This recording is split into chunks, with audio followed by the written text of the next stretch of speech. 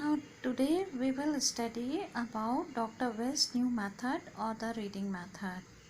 Just as the direct method was a reaction against the traditional grammar method and suggested improvements, in the same way Dr. West's new method is a reaction against the direct method and suggests some improvements upon it. Now, what is the principle behind it? Dr. West believes that Indian people require the ability to read English. For them, writing is secondary. The child who has come to school, and if it is trained in the right sort of reading, however earlier he may leave, will surely benefit from permanent value from this purposeful reading.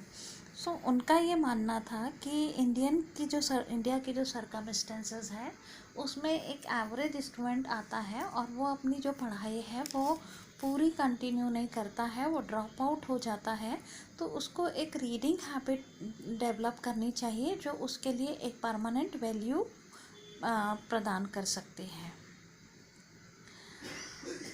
The child who has come to school, and if he is trained in the right sort of reading, however earlier he may leave, will surely benefit from permanent value from this purposeful reading. This reading, he proposes, should be silent, not oral. He has taken this fact in view that most of the Indian peoples leave their school even before completing their prescribed years for a particular stage. Hence, they must learn something of English which may be of permanent value to them in their later life. Dr. West calls it the surrender value. Surrender value, as Dr. West explains, that is the proportionate amount of benefit. तो reading को उन्होंने एक surrender value कहा है और surrender value means proportionate amount of benefit. Means अगर आप उसको बीच में छोड़ भी देते हो तो आप कुछ ना कुछ उसका प्रॉफिट मिलता है. जैसे फॉर एग्जांपल आप कोई प्रीमियम ले रहे हो या LIC की पॉलिसी ले रहे हो और आप उसको कुछ समय उस पैसा पटाने के बाद मान लो आप छोड़ देते हो, तो वो जब आप उसको सरेंडर करते हो तो आपको कुछ ना कुछ बेनिफिट मिलता है. तो उसी प्रकार से रीडिंग से उनका ये कहना है अगर बच्चा बीच में भी पढ़ाई छोड़ दे तो उसको कुछ ना कुछ बेनिफिट मिलेगा. Dr. Bass believes that reading ability can be improved in solitude without the help of a teacher. The people should be initiated to read with ease and derive pleasure from this. उनका ये मानना है कि reading जब बच्चे करते हैं तो they should develop this habit and derive pleasure from reading. West provides a new type of reading book. His reader has enough interesting matter for reading. The vocabulary is controlled. This vocabulary is selected according to the mental age of the peoples. तो doctor waste ने एक अलग type की reading book का इजाद किया था, innovation किया था, और उनका कहना है कि जो रीडिंग है वो मेंटल एज के अनुसार होनी चाहिए. The vocabulary is selected according to the mental age of the people. It contains common words that frequently find places in the reading process. और अगर आपको कोई वोकेबलरी सिखाना है तो बार बार उस शब्द का प्रयोग होना चाहिए उस पर्टिकुलर मटेरियल में जो रीडिंग के लिए बच्चे को दिया गया है. New words and phrases are evenly distributed over the page. This vocabulary is non-technical in nature. और जो vocabulary है उसमें technicality अभी ऐड नहीं होनी चाहिए. The readers serve as an introduction to the later reading of the adult life. When a word is introduced for the first time, it is repeated for a number of times.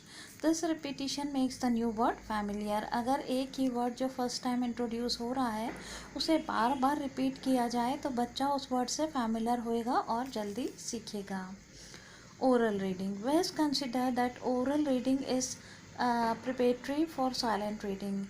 It gives reality to the subsequent reading, but this reading ability can be acquired without preliminary work in speech or writing. उनका ये मानना था कि reading अभी ज़रूरी है, writing और speaking अभी उतनी ज़रूरी नहीं है. West is in line with Kirkman when he says reading language is by far the shortest road to learning to speak and write it. He supposes that Much passive work should be done before people advances for active work. तो उनका ये मानना है कि active work क्या है, speaking and writing, परंतु passive work क्या है, reading.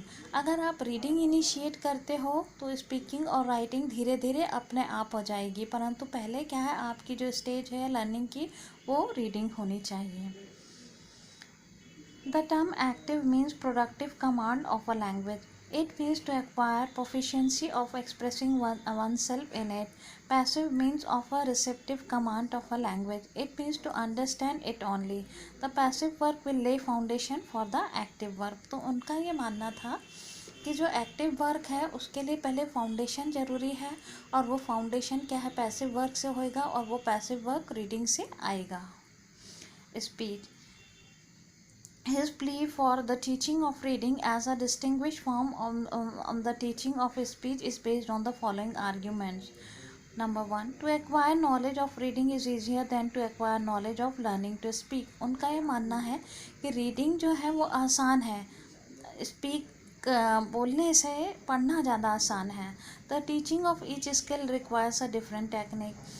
It is neither safe nor wise to teach both skills at the time in connection with the reading of a composite reader. उनका ये मानना है रीडिंग को पढ़ने के लिए अलग स्किल चाहिए, स्पीकिंग के लिए अलग स्किल चाहिए, तो दो स्किल्स एट अ टाइम से कंपोजिट स्किल से जो रीडर है वो कंफ्यूज हो जाएगा, जो बच्चा है, तो एक स्किल में पहले महारत हासिल करनी चाहिए। A composite reader is one which provides occasion for teaching all the different language skills under one cover. And now what is the theory? Dr. Weiss explained the content of the textbooks. These books, as has already been mentioned, should contain a small but regular recurrence of new words in a maximum connective tissues.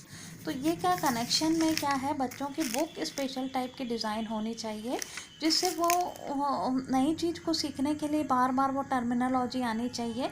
बार बार वो terminology आएगी तो बच्चा उसको अच्छे से सीख पाएगा।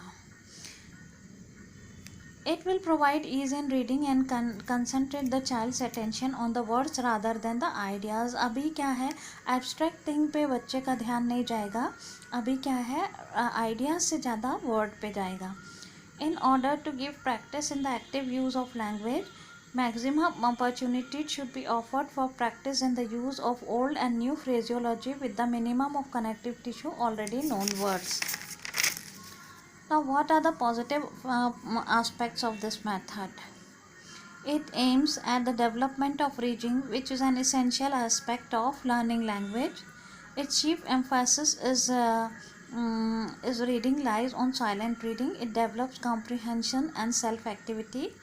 Reading is free from phonetic difficulties and thus becomes easy. It serves as a basis for active work in writing and speaking.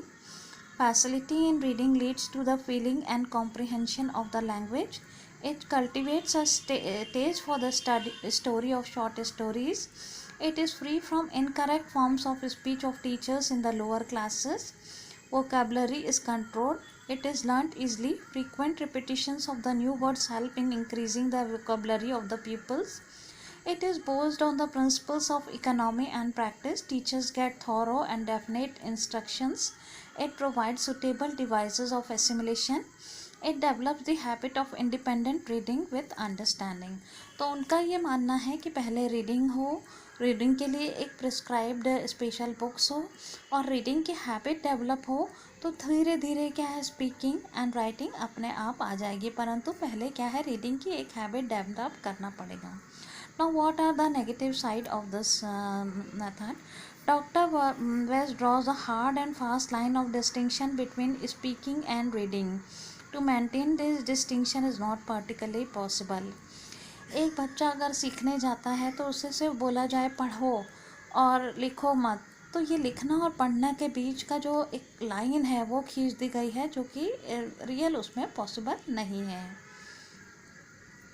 Professor Findlay reviews Wett's bilingualism and remarks, with decisive separation between the eyes on the one hand and lips, ears and hand on the other is not psychologically sound. तो उन्होंने जो discrimination कर दिया है eyes और eyes, years और hands के बीच में, वो साइकोलॉजिकली पॉसिबल नहीं है. Doctor West overestimates the value of passive work that is in add to active work. तो वो क्या है, पैसिव वर्क पे ज़्यादा इनिशिएट कर रहे हैं as compare to active work.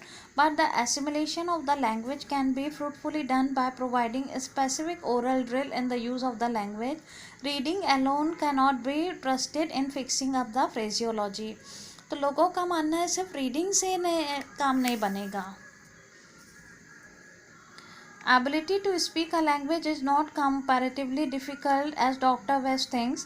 Practical experience shows that speech is easier and quicker than reading and writing. तो प्रैक्टिकली ये देखा गया है कि छोटे बच्चे जो कि लिखना और पढ़ना नहीं जानते लेकिन बोलना अपने माता पिता से इनहेरिट कर लेते हैं या आसपास के वातावरण से सीख जाते हैं.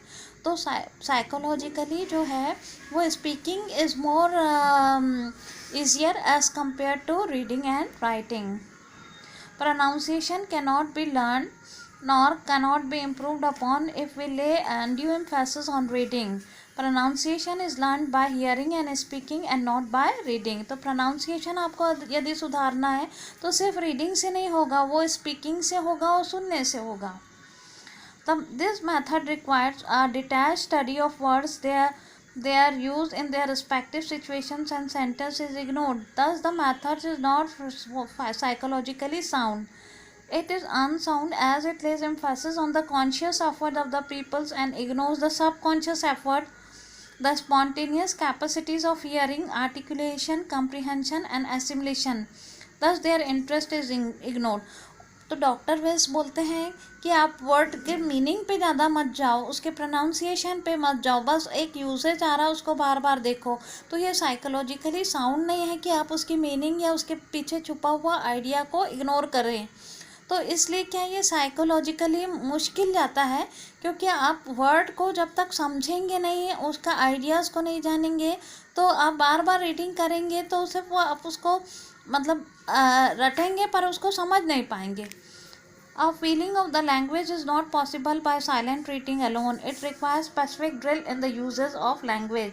The teaching of English will become dull and monotonous in case we pursue only effective reading. तो सिर्फ रीडिंग ही रीडिंग होएगी तो उससे क्या है, एक मोनोटोनस हो जाएगा, एक बोरिंग हो जाएगा, वो इंटरेस्ट ख़त्म हो जाएगा. इसलिए क्या है, this method is also defective and it also needs some sort of improvement.